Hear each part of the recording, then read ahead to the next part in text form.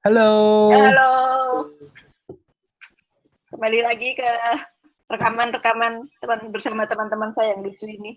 Mudah-mudahan kita lucu di TMS Talk, teman makan siang.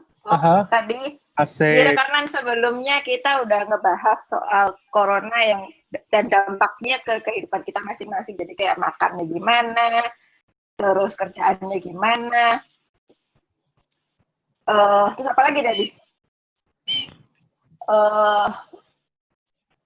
Bisa udah belajar apa. Nah, yang kali ini kita tuh mau ngebahas gimana sih PSBB, lebih spesifik ke PSBB dan dampak kayak coronavirus ke lingkungan sekitar kita gitu. Di Bali kalau PSBB-nya Jadi ada PSBB. nggak ada. Adanya pemberlakuan jam malam. Sama sudah 1 minggu ini kita kayak ada pos penjagaan aja sih. Jam malam gitu. tuh kayak gimana ya? Jam malam. Jam malam itu jadi kalau di atas di sini rata-rata jam 9. Kalau di atas jam 9 itu toko-toko semua sudah nggak boleh buka. Tapi sebenarnya apa gunanya ya punya jam malam ya? Emang kalau malam itu virus-virus pada mati gitu. Pada tidur gitu ya. Ada juga sih, jadi kadang-kadang kebiasaan di sini itu karena sampai malam, terutama kadang-kadang Sabtu Minggu gitu, banyak sih yang suka nongkrong gitu. Itu yang sebenarnya dicegah. Jadi di sini kita juga punya banjar istilahnya keamanan RT RW lah ya di Bali gitu. Itu mereka juga menjaga supaya jangan ada orang yang berkerumun, kumpul-kumpul kayak gitu. Dalam jumlah besar tentu ya. Kalau kumpul-kumpul 1-2 orang mungkin masih it's okay lah ya. Legian gimana, Ger? Legian sepi. Udah nggak ada kehidupan. Oh ya? Nggak ada party-party apa Susan gitu berarti? Nggak ada. Tapi bukan nggak sih? Nggak. Kuta sepinya Legian, Peti Tenget, daerah Canggu, istilahnya 90% mati. Kalaupun ada yang hidup, ya paling cuma kayak Alfamart-nya, kayak ada ya toko-toko kecil, hotel itu pun juga ada beberapa, okupansi cuman ya 10%. Kayak gitu. Masih ada bule-bule gitu nggak di sana? Bule masih ada. Terus mereka ngapain? Kalau ada bule yang memang sudah tinggal di sini ya mereka tinggal. Kalau misalnya sudah kejebak di sini, mereka kayak pindah-pindah gitu. Jadi dari pertama nginep di Villa A, nanti berapa hari kemudian Villa B, kayak gitu-gitu aja. Jadi muter-muter di situ-situ. PSBB, pembatasan sosial berskala besar. Katanya sih begitu, tapi kenyataannya gimana teman-teman? Dari sisiku sih ya, aku merasa kayak ya itu kurangnya ketegasan dari pihak pemerintah sih. Maksudnya kalau misalnya rakyat kita emang kayak gini ya emang pemerintah harus turun tangan untuk memberi ketegasan sih. Maksudnya kalau kamu pengennya gimana tuh pemerintah? Pengennya apakah pengen PSBB atau mau new normal atau kayak gimana? Maksudnya orang tuh harus diberi kejelasan di mana. Nek kamu tuh misalnya nggak boleh. Maksudnya ada tindakan sanksi yang tegas itu loh. Sekarang banyak orang-orang pergi ke mall dan orang-orang netizen tuh mereka ngomel-ngomel kayak kok PSBB ke mall kok nggak takut apa segala macam ya, mall dibuka ya salah siapa gitu loh. Kenapa nggak menutup mall aja kalau misalnya nggak boleh ke mall? Di negara lain juga pasti ada yang berontak kan, soalnya itu kayak orang tuh ditekan disuruh di rumah itu kan sumpek kan, begitu kayak ada celah dikit terus mereka kayak keluar. Nah ya memang benar mestinya kalau mau tutup aja, soalnya kalau nggak celah mereka ya keluar. Kalau mall nggak ditutup ya nggak sampai bilang kamu salah ke mall dulu. Mana bisa kamu mengandalkan kalau kan ada kesempatan ini, jadi ini kata Bang Napi, jadi kesempatan itu bukan ada niat tapi karena ada kesempatan. Iya, karena ada dari dua belah pihak. Yang satu udah kayak merasa, kamu tuh bayangin kalau orang itu misalnya kayak kemarin tuh begitu corona dibilangin terus langsung semua orang beli masker mahal-mahal banget, itu pada langsung heboh ya. Ini sama aja, begitu udah di lockdown 2 bulan ada berita mall itu dibuka, ya langsung keluar lah semua orang, langsung ke sana. Tapi sebenarnya ini sih nggak juga sih, nggak tahu ya kalau tempat lain. Kalau misalnya di Bali kita sendiri pertamanya oke lah, sebulan mall itu ditutup, semua mall itu tutup. Terus karena aku kan kerjanya kan di logistik untuk consumer good, mall itu buka, akhirnya buka, dan nggak ada orang, tetap nggak ada orang di sana. Jadi aku nggak, kalau pribadi aku bilang kalau misalnya kamu menyalahkan pemerintah seperti itu, pemerintah di mana ketegasannya, itu nggak bisa gitu juga ya. Karena dari satu sisi juga harus masyarakatnya sendiri, mereka harus sadar gitu loh. Ya makanya Iya. kayak dari kritik pemerintah itu PSBB itu bukan pembatasan sosial berskala besar, tapi pembatasan sosial bohong-bohongan. Nah, Iya, Terus bisa ada jadi lagi sih ya. pemerintah PSBB, peraturan suka bikin bingung. ya itu Kadang juga. buka, kadang nggak buka. Iya. Karena peraturan PSBB kan emang nggak jelas kan, kayak ada yang bilang ini boleh itu nggak boleh, ini cuma Karena kayak tuh pemerintah nggak Ah, tegas Vin. ya, misalnya aparatnya juga nggak cukup kalau mau menindak semua orang kan. itu karena per daerah sih. Jadi kayak di Surabaya kan Jawa Timur kan. Jadi dia PSBB-nya PSBB sendiri. Bali nggak ada PSBB. Jakarta PSBB-nya tambah kayak lockdown gitu modelnya. Ya. Lain-lain sih. Iya makanya sebenarnya itu jadi kelihatan sih otonomi daerahnya di Indonesia itu dampaknya jadi kayak gini. Jadi setiap daerah punya otonomi sendiri, punya peraturan sendiri, punya Iya. PSBB yang lain-lain.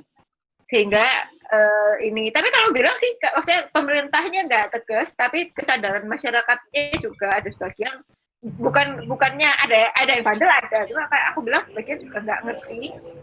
Terus yang kasihan adalah kayak kita, sebagian dari kita itu bener-bener saklek, oke kita stay at home, tapi gara-gara banyak yang nggak stay at home, jadi usahanya kita stay at home itu sia-sia sampai di titik poin dimana kayak ada sebagian sih, maksudnya kalau dari aku tuh kayak orang-orang di sekitarku yang kerjaannya di produksi udah nggak tahan lagi, bukan nggak tahan lagi sih. Jadi dia di 14 sampai 28 hari pertama itu dia saklek di rumah aja, nggak terima job. Kemudian setelah 14 sampai 18 hari kan kalau kerjanya freelancer butuh duit dong. Jadi mau nggak mau harus keluar. Bikin jalanan Jakarta juga masih rame gitu, kelihatannya jadi banyak pelanggar, tapi jadinya itu jadi yang mau taat juga sia-sia gitu. Kita juga nggak Yang bisa taat nyalakan rugi sih hasilnya. misalnya mall buka, toko-tokonya buka, kita juga nggak bisa menyalahkan mereka karena istilahnya kan mereka juga cari duit. Iya emang. Ya paling nggak transisi lah, maksudnya supaya orang itu nggak langsung kayak bejubel ke mall gitu loh. Tapi itu masalah kompleks sih, kayak secara sosial orang Indonesia suka kumpul, suka pergi dan langsung. Ya, kalau itu ya. Plus pemerintahnya peraturannya nggak jelas, jadi nanti harus ditutup apa enggak. Jadi pengusaha gue cerita, cuma kayak misalnya gini, kalau PSBB itu ketat banget, ya muncul dari pengusaha kalau dia nggak jadi bisa buka bisnisnya, mereka bilang Masalah ya ekonomi PSBB. juga akhirnya. Masalah ekonomi, mereka bilang PSBB ini pengusaha semua bangkrut bareng-bareng. Tapi kalau apa namanya kayak asing bikin digital rasanya nggak terlalu sih. Ya aku asing nggak 90% nggak terdampak sih aku. Iya. Ini aja misalnya kayak aku di logistik gini ya. Akhirnya kita harus dari awal-awal itu jangankan mulai PSBB, begitu sudah ada corona, terus dampaknya seperti apa, di Cina seperti apa gitu ya. Kita tim manajemennya udah mikir ini anak-anak pengantaran harus diapain gitu. Hah? Anak-anak apa? Yang bagian nganter, supir, kernet, helper, itu semua harus diapain. Karena istilahnya mereka di lapangan, mereka ketemu dengan orang, mereka yang interaksi.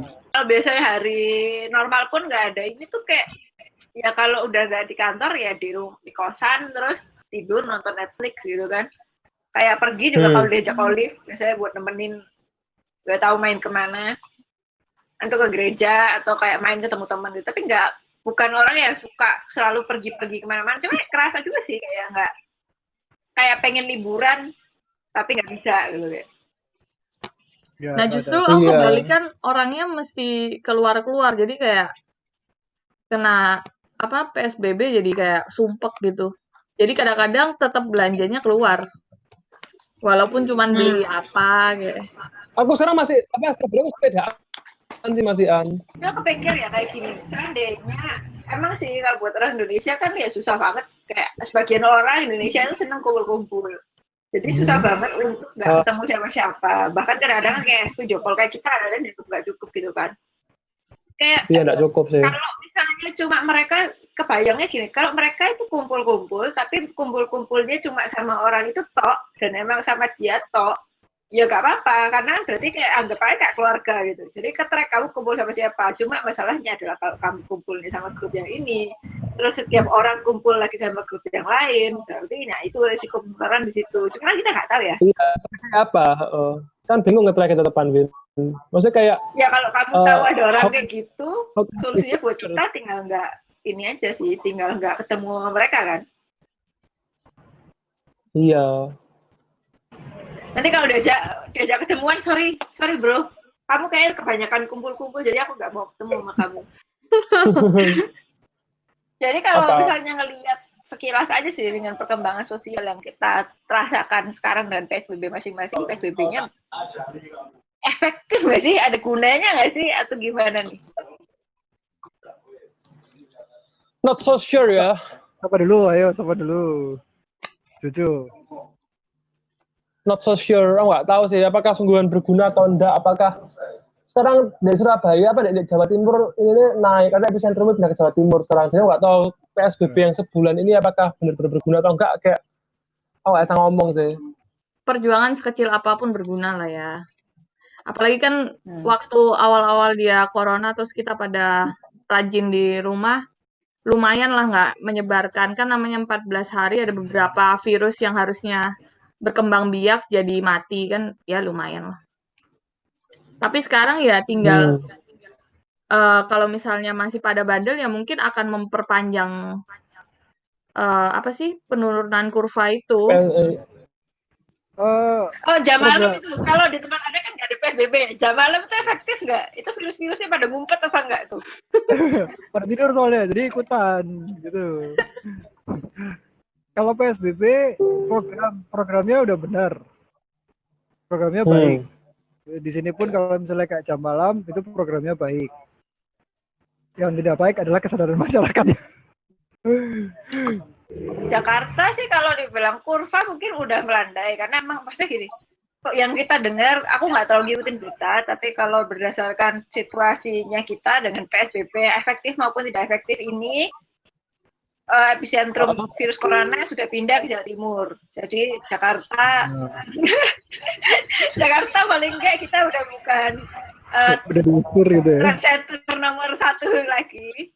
Cuma hopefully makan tuh virus. Dan aku merasa kayak gini tambahan.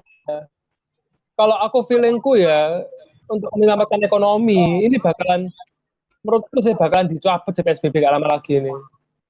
Kalau misalnya PSBB dicabut, kalian masih mau menjalankan beberapa peraturan PSBB atau semua peraturan PSBB? Udah enggak kayak misalnya pakai masker, terus lebih sering di rumah, nggak ketemu hangout sama orang, kayak gitu-gitu masih diturutin atau enggak? Ngikutin PSBB dicabut, ngikut kelayapan atau enggak? Aku ikut omongan pemerintah aja sih. Karena pemerintah yang punya data toh. Hitam, ya. Lebih masuk akal gitu sih. Kalau buat aku sih kayaknya mending sih masih tetap jaga sih, karena buat nanti setengah tahun ke depan vaksinnya belum ketemu, kita tunggu dulu aja. Ikut, maksudnya kerja udah harus kerja ya udah masuk. Kalau PSBB yang beneran cabut, jadi kita nggak usah sok membuat PSBB yang tidak perlu, cuma tetap pakai masker, tetap pakai sanitizer, tetap cuci tangan. Ya aku tetap kayak menjalankan SOP baru. SOP COVID. SOP baru. Oke. Dengan SOP yang baru ini kita harapkan kehidupan kita akan semakin menyenangkan nantinya, walaupun di tengah kehidupan baru bersama virus corona. Kehidupan baru. Kian, dadah.